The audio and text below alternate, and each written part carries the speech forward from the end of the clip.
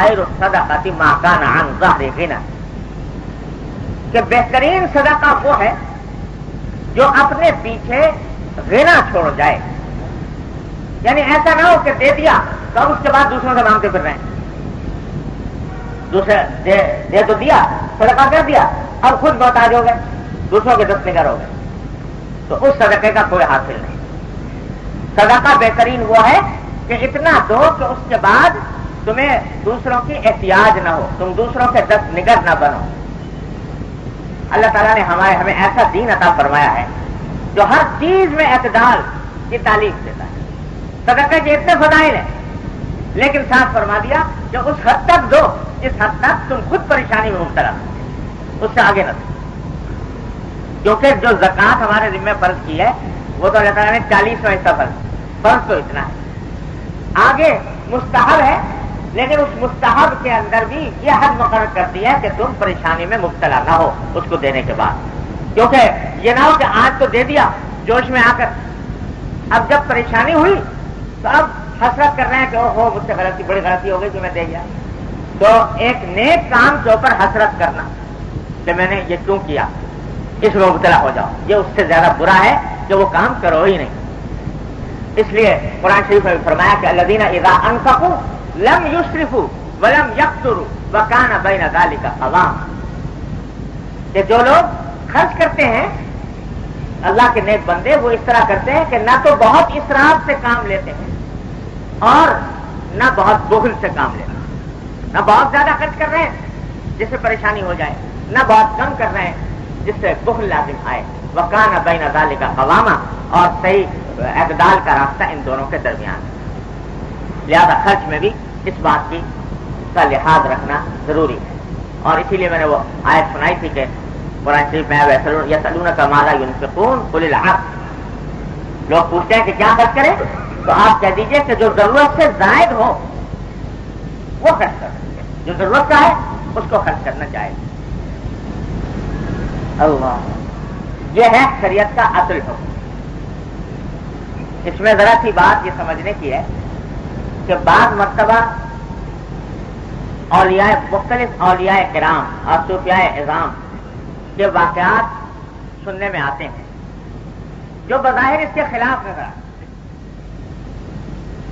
بلکہ خود حضور اکرم صلی اللہ علیہ وسلم کے بارے میں بھی بعض روایات آتی ہیں جس سے یہ معلوم ہوتا ہے کہ بظاہر کہ آپ کتنا خرچ کر دیتے تھے کہ کچھ گھر میں رہتا ہی نہیں.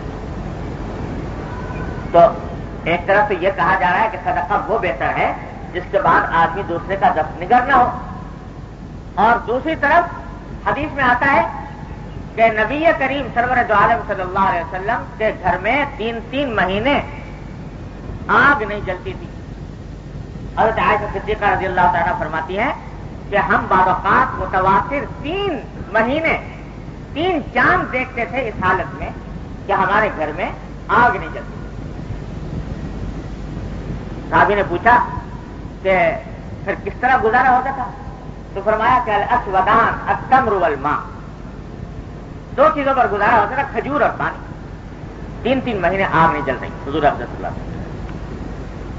ایک روایت میں آتا ہے کہ حضرت صلی اللہ علیہ وسلم ایک مرتبہ نماز پڑھانے کے لیے تشریف لائے مصلی پر، اور اقامت بھی شاید ہو چکی.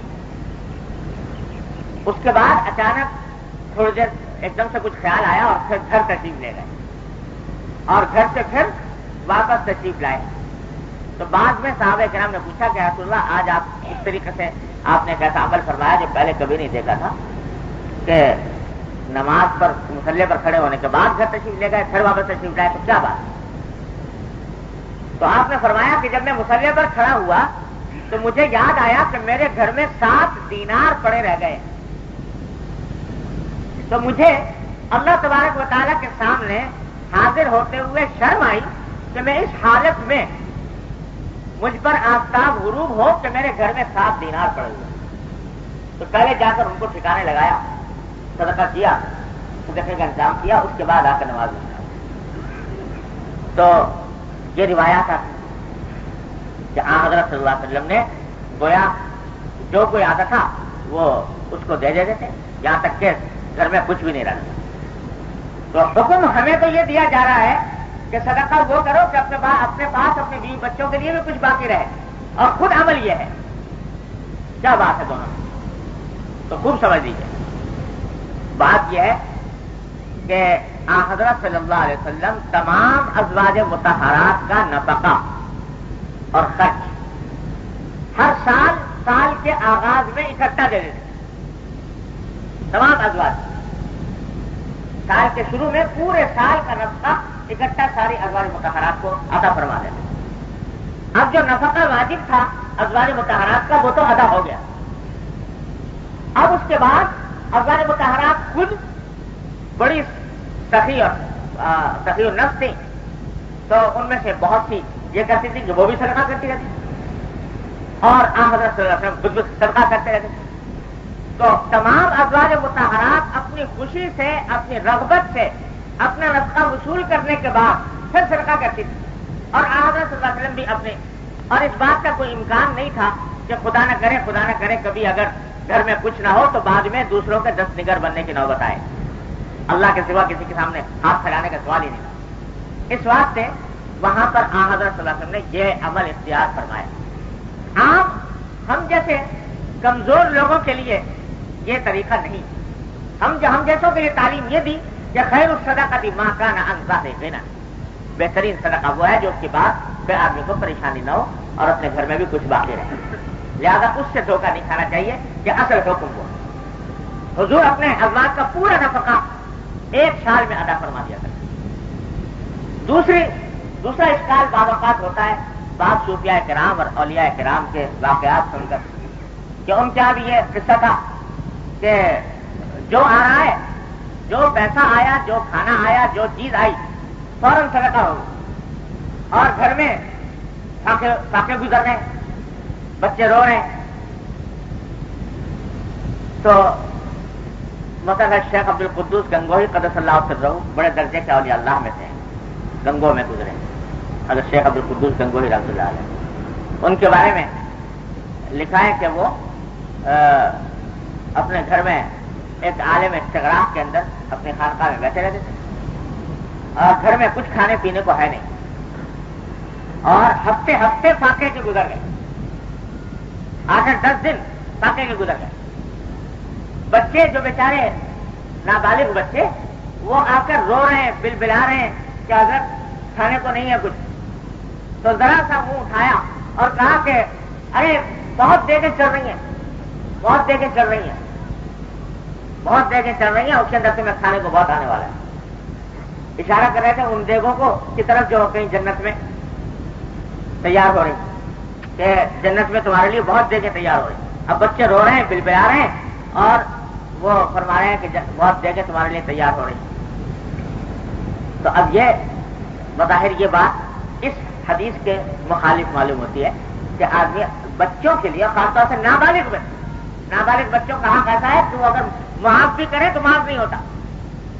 تو ان کے لیے کیسے یہ کام ہو رہا ہے؟ تو خوب سمجھ لیجئے کہ وہ جو واقعات بعض اولیاء کرام کے ہیں وہ ان کے خاص غلبہ حال کی کیفیت کے واقعات ہیں. یعنی بعض بزرگوں کو عالم استغراق کا طاری ہو جاتا ہے، ایسا کہ دنیا و مافیا کا کچھ ہوش نہیں رہتا. دنیا و مافیا کا کوئی ہوش نہیں رہا، ہر وقت اللہ تبارک و تعالیٰ کے ذکر میں، فکر میں اس طرح مستغرق ہے کہ دنیا کی کسی چیز کا ہوش باقی نہیں رہا، بے ہوش ہو گئے. تو وہ اس حالت میں جو عمل بھی وہ کریں اس میں وہ معذور ہیں. جیسے کہ کوئی شخص مدہوش ہو جائے تو مدہوشی کی حالت میں اگر کوئی کام کرے گا تو وہ اس میں معذور ہے، اللہ تعالیٰ کیا اس کا مواخذہ نہیں. بے ہوش ہو گیا، مدہوش ہو گیا، نماز بھی اللہ تعالیٰ ساقط فرما دیتے ہیں. 6 وقت تک اگر مدہوشی طاری رہے تو نماز معاف ہو جاتی. تو وہ مکلف نہیں رہے، اس غلبہ حال کی وجہ معذور ہے. لیکن دوسروں کے لیے جائز نہیں ہے کہ ان کی اس کیفیت کی تقلید کریں، اس واسطے کہ وہ ان کی کیفیت معذوری کی کیفیت ہے، غلبہ حال کی کیفیت. ورنہ اصل حکم یہی ہے کہ صدقہ وہی جائز ہے جس کے بعد اپنے بیوی بچوں کے لیے کچھ باقی رہے، ان کا حق تلفنا. اللہ